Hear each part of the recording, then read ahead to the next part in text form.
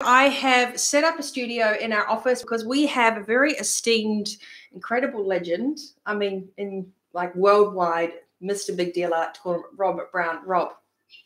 Hi, Nick. Thanks for having me. I'm feeling good. Yeah. We mic'd up extra time, didn't we, for this show today? Yeah. A lot of preparation goes. Perfect practice makes perfect, as they say. Practice makes perfect. So I guess what's really important, just a couple of housekeeping things before we kick off. As always, if you like this video and this interview, please hit the like or subscribe button. This is the first time I'm doing YouTube live with the show, and then we'll be streaming this video on the Mojo Maker podcast and on the blog. So the show notes will be there. There'll be a pod and blog post about this to go with the audio. If you happen to be watching this, thanks for joining, and leave us your comments. There is a live chat available during this interview, but Rob and I won't be moderating that. We'll actually be talking in our interview. So I hope you like this interview. Remember, you can get across a variety of channels. And for those of you listening to this interview on podcast and audio only, thanks for joining us. The Mojo Maker Show, as always, you can absolutely send me your comments on what you'd love me to talk about. So, Rob, Legends and Legacy, 1983, America's Cup winner, Team Australia 2. And you always said to me, humility and integrity, when I first met you, they're one of the most important things for someone that's achieved so much. So I said, come on the show and share what is life after awesome like. So give us your elevator pitch, your 2-minute bio. Well, I've been involved with sailing and yachting ever since a small child, and grew up in a family environment which is close to the water and boats, so it was inevitable to go sailing. I remember as a very small child listening to a transistor radio to the 1962 America's Cup when Gretel was our representative, and I remember in the wee hours of the morning listening to us absolutely get flogged. We absolutely just weren't on the pace at all back then. And not that I had any ambitions to go and sail America's Cup. I think the whole mystique of sailing being televised or on radio was dropped a penny in my mind, and I think it sat there for a long time. And through the course of many different sailing boats, I was fortunate enough to be asked to come and sail the 1980 America's Cup, and then went on again in 1983 to be part of an amazing team, an amazing bunch of people, and came away with the longest sporting record in history. We broke 132 years of American dominance, which is pretty significant. So for those American listeners out there, that would have been, you guys really they did. I remember that. I remember growing up because I'm a New Zealander, and, sailing is very much ingrained, I think, in our culture as well. But for people that haven't had any interaction with the America's Cup, how would you describe that race, that epitome of everything? It really is the pinnacle of the sport. There's various forms of sailing and yachting, and over the last 40, 50 years, the technology influence on the sport has just gone crazy, like the rest of our world. But to sail in the America's Cup is like the Wimbledon final, the NFL Super Bowl. It is the pinnacle of your sport, and you don't get there by accident. It's a long process, and a lot of dedication, and you've got to have the skill and the will. And as I say, I was fortunate to be in a space where I was in the right place at the right time after many, many years of doing the hard yards in all types of boats. I mainly come from a skiff background, which is basically like riding around in a Ferrari and then end up sailing the pinnacle of sport in a Kenworth truck, because that's what the 12 metres were there. There were 25 tonnes of aluminium and heavy, slow, but very, very difficult boats to sail fast all the time. So it was quite a change in my way that I looked at sailing, and obviously the mechanics on board were so different to skiff sailing when you're out on trapeze and doing 25, 30 knots and nose diving, getting flung through the air and landing somebody down in the ocean, compared to on a 12-metre yacht which was so big and heavy. But the thing about the America's Cup and back in those days was that the boats were very close, very tactical, and every manoeuvre on board was critical, because if you're stuffed up, the boat would stop or slow down and the other guy would go. So the importance of teamwork, interacting together with the rest of the crew, concentrating on your job only, focusing in on that and putting out all the distractions around you so you can do your job 100%. And that made it probably, halfway to actually getting a result. So, I mean, like a couple of weeks ago, we met because I did a C-suite day with my CEO clients, and we happened to have your esteemed presence on board. And you just ran that boat. It was an M38, MC38. The Easy Tiger. Easy Tiger. Yeah. So, and we had this great discussion around organizations and sport. Now, often sport is likened to running an organization. So we always get keynote speakers in that have been Olympic medalists and everything else. And we talk about the difference in performance is what's between your ears. So once you get to that tactical level of world championship, what changed for you in your training to get that team to know that you were going to be number one? What happened? What did the coaches do? What type of extra training did you go when they said, we're going to win the America's Cup? Well, I think it goes back a little bit before that. I think the selection of your team. You've got to get people that can go through the trenches over long periods of time.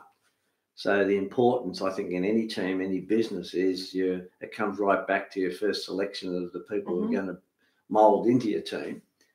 So the word that I use and very often since 1983 was compatibility. I think the importance of people that can get along. The team in 1980 were a great bunch of guys. We enjoyed each other's company. 1983 was a little bit different. We knew we had to elevate. We had to set new goals and boundaries and levels of acceptance. And we had to not only meet the American standard, but we had to go beyond it. Exceed it.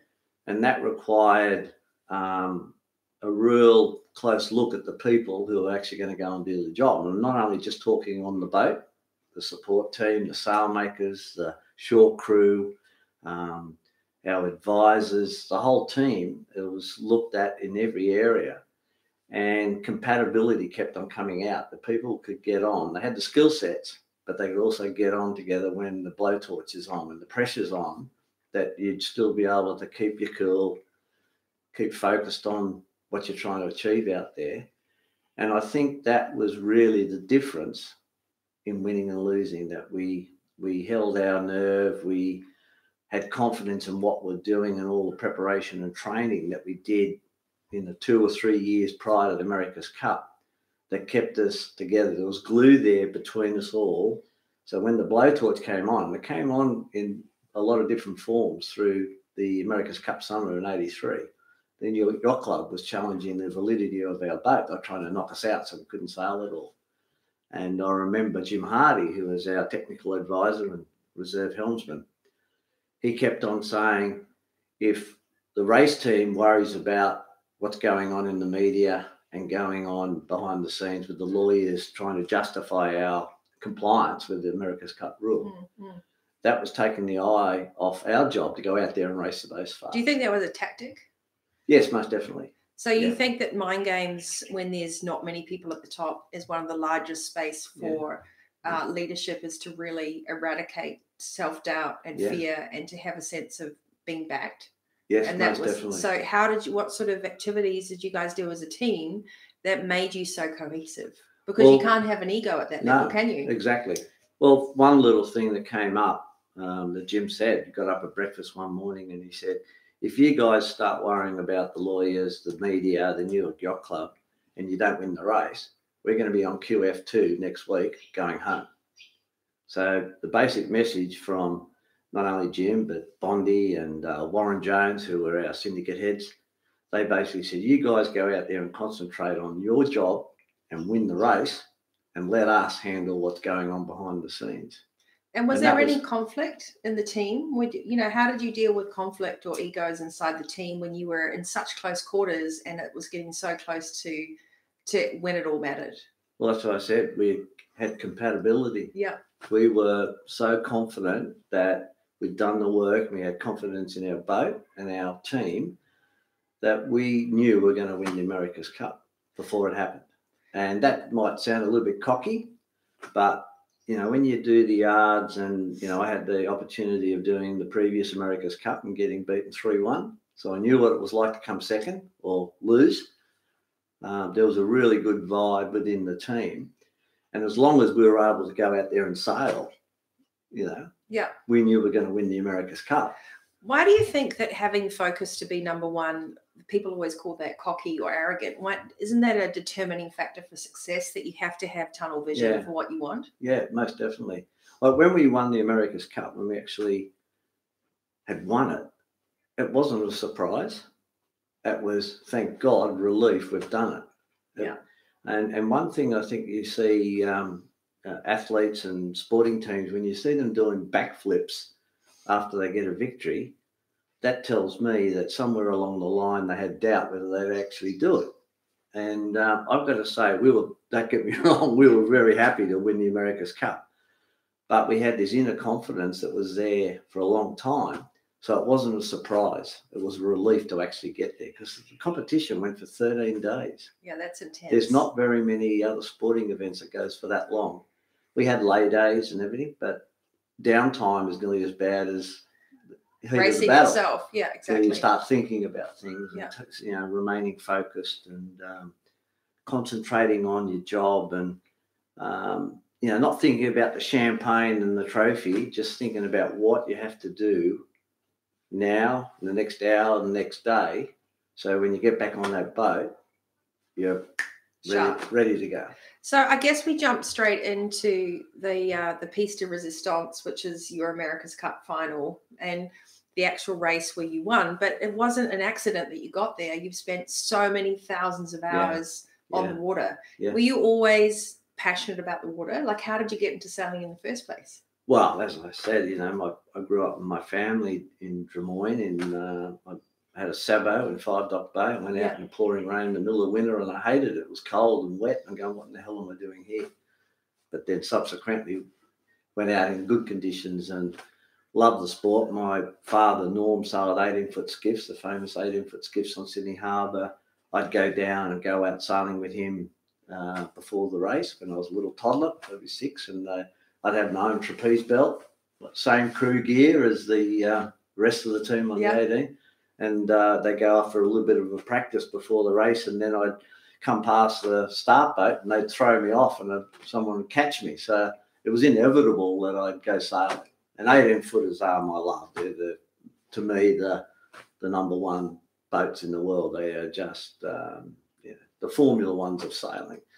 But getting back to the America's Cup, it's you know, it doesn't happen overnight, and you take all the experiences. I remember my dad saying to me, "You're going to lose more races than you win."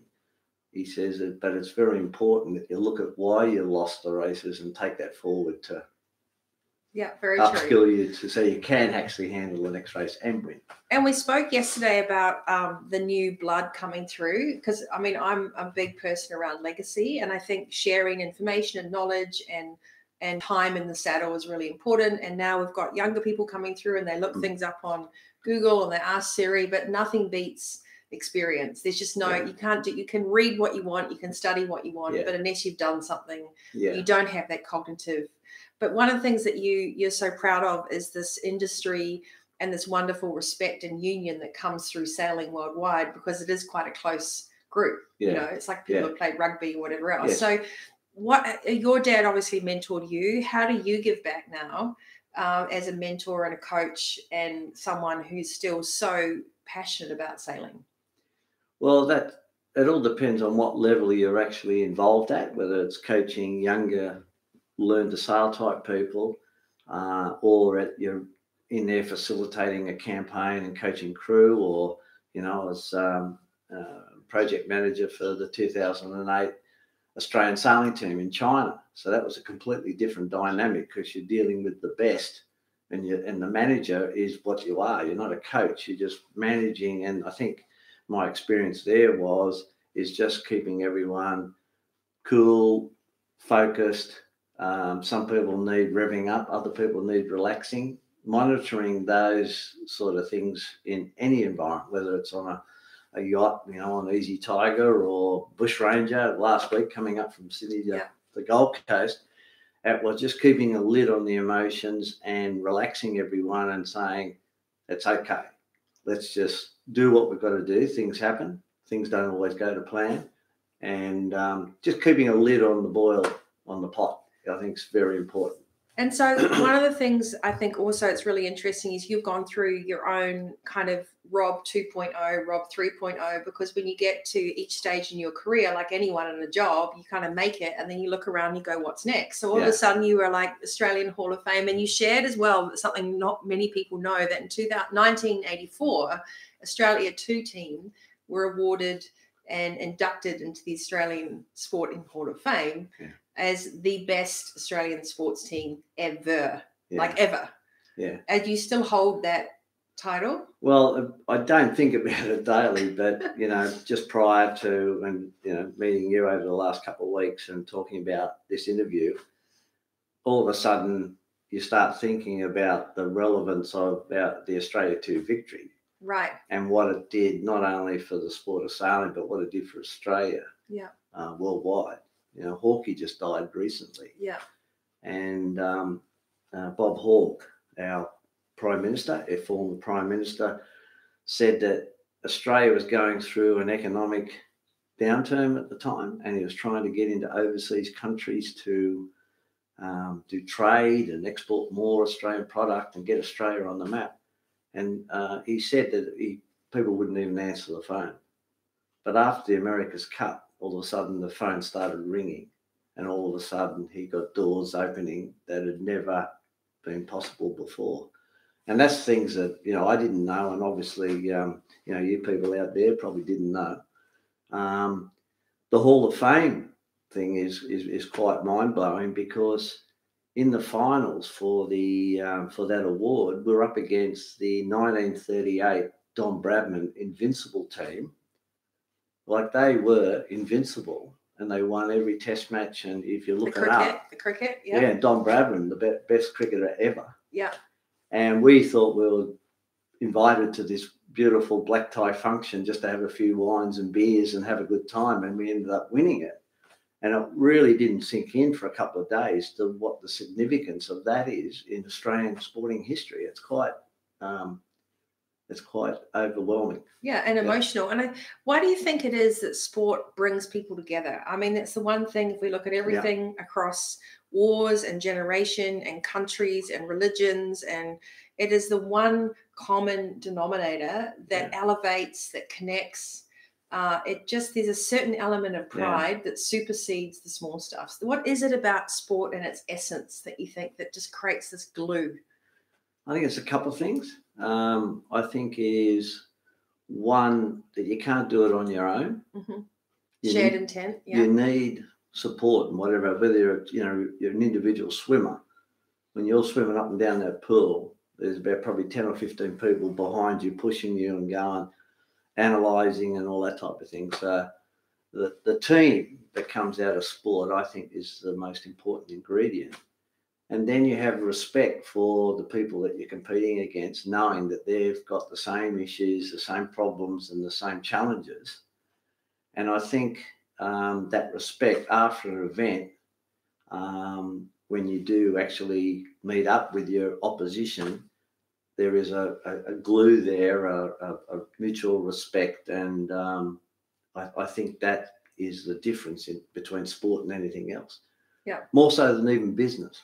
Well, and I think business takes a lot of analogies from sport. And I perhaps just want to do a loop back to where you started in this conversation was, before anything, when you want to be the number one, you have to have the right people. So that means, conscious selection, understanding the chemistry, the contribution and people getting on, the collaboration. Those things can't be by accident. So if you want to be number one, you can't wing it.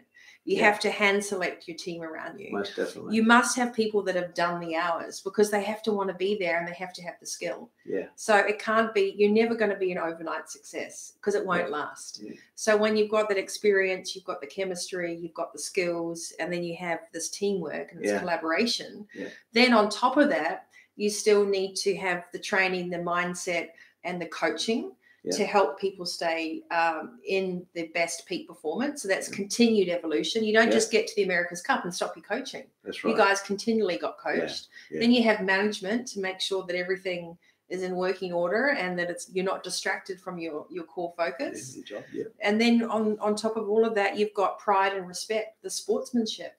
And I think we lost a lot of that in our day-to-day lives. And it's coming back through sport now, which is why community sports are so important and clubs are so important. The clubs are the new community and businesses are the new community. So you've got like 7 pillars inside sport that are very relevant to everyday life.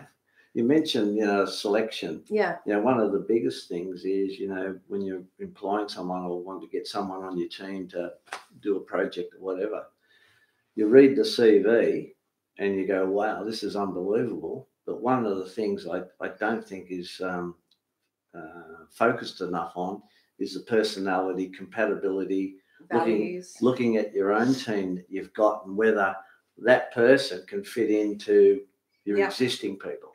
And I think that's one area, and that's not easy to. Well, that's a playbook. So that's what we do with a lot of our C-suite, and we look at the playbook. We look at who's on the field. What positions do they play? Do they communicate well? And do people like each other? Because, we've had that with football, with cricket. If teammates don't like each other, everything falls apart. You have to have likability. It doesn't matter how fantastic someone is. And I think that sailing is a great example of that. On a small boat where lots can go wrong. And you have to love what you do. So you've always loved what you do. And we spoke as well about legacy, and you're commentating now. You've got a great show. It's also on YouTube. It goes out Fridays at 5 to all clubs, to all yachting clubs. World on Water. World on Water, just a little plug for World on Water. And you're doing some great things for the America's Cup. You've got a tour coming up with a cruise. We'll put all that information on. But I think the thing I love about you, Bryony, is you've just got this infectious love to share your passion for the ocean. I've nicknamed you the Water Whisperer, remember? So I'm looking forward to helping bring my clients closer to that connection. What do you think now you've achieved so much? And you're looking back and you're reviewing and going, well, maybe I was so busy focusing out. Yesterday we did a bit of a mini session. You're like, oh, Nick, that's really confronting. Because now you're focusing in because you've made it. So what's next?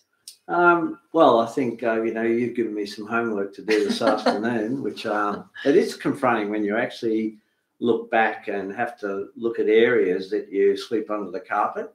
And, as you grow older, you go through changing stages of your life. And I think, one of the things that you've taught me, Nick, is you've got to look a little bit harder into yourself and look after yourself first. It's easy for me to go in there and do an interview or get up on stage and MC because that's the sort of the act that you do in your work. And when I go sailing, it's natural for me to go out there and just do my own thing.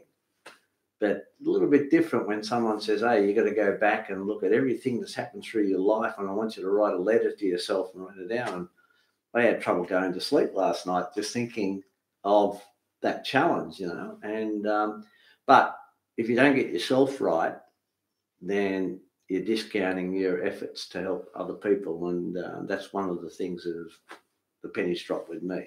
I think it's really beautiful that you're open to that. And the reason that you're open to that is because you are constantly curious. The reason you got to the America's Cup was because you were constantly curious of how far you could go. You tried to, you couldn't say no. So I think if you're listening to this interview and, if you don't know much about the America's Cup, go Google it. If you don't know much about Rob Brown, go Google it and check out the legends that have come before us. It doesn't matter how many generations we sit in, the values and the collaboration, the chemistry required to thrive in today's world never change. So you can have as much technology as you want and you can download as much, but unless you're living it, you won't elevate yourself. So Rob, what's one motto that you might have had up until this point? Because maybe you're going to create a new one, but as you go through and you look back and you've got some great stories, and we'll share those on a couple of other podcasts. What's one piece of advice that you were once given that you'd love to share to sign off on our first interview together? We've gone in softly, haven't we, today? Yeah, I've got one saying, and it's my saying. Yep. there's 1,000 paths up a mountain, but the view from the top is still the same. To remain there takes a little bit more work. Very nice. So there's 1,000 paths up the mountain, Yeah, but the view from the top is the same. To remain at the top takes a little bit more work. Yeah. And that's what you're working on now. Yeah. What does the new mountain look like? What is the new vista? There's heaps of mountains out there at the moment. Yeah. It's amazing, you know, the number of things that are presented to you. And I'm fortunate enough at my stage now is I can actually choose, and I'm looking forward to doing, you know, the hosting the World on Water is fantastic because it's doing something that I like doing. But I'm also getting back into sailing. You know, I just did the Sydney to Gold Coast race, and it was a hard, challenging race, and tested the brain and the body and all that type of thing. And I haven't been doing that very often over the last 10 years. So it's good to get back into it and, you know, put all your theories and experience back in. And I must say, on the boat coming up, the one thing that we did have, even though we didn't get a good result, we had a great time and everyone tried their bums off. Yeah. And we come off the boat and high-fived. And if you can do that, I think that's a big tick. So you're not always going to win everything, but you can learn every time. Most definitely. Rob Brown, America's Cup, Sporting Australia Hall of Famer, legend, not just here, but globally. Thank you so much for your time. I know we started off softly in this first interview, and I really want to talk to you a little bit about leadership and spirituality as well. I think that's really interesting. To be number one, it takes more than just function.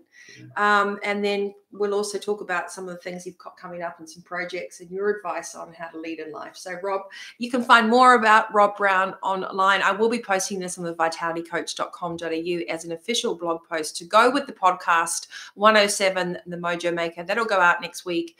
And you can connect with Rob on LinkedIn, Rob Brown, and I'll put all the links as well in these notes on YouTube. We want to thank you for joining, for listening to this interview, for taking a cup of tea or a coffee and time to actually listen to people that have paid their dues, they've earned their stripes, they've put the time in on the water, and they've got lots and lots to share. So we encourage you to be curious. Rob, thank you so much. My pleasure. Such a pleasure to have you. And next time, don't forget, please like, subscribe, comment. We'd love you to join in on more conversations with legends and what it's like to lead a life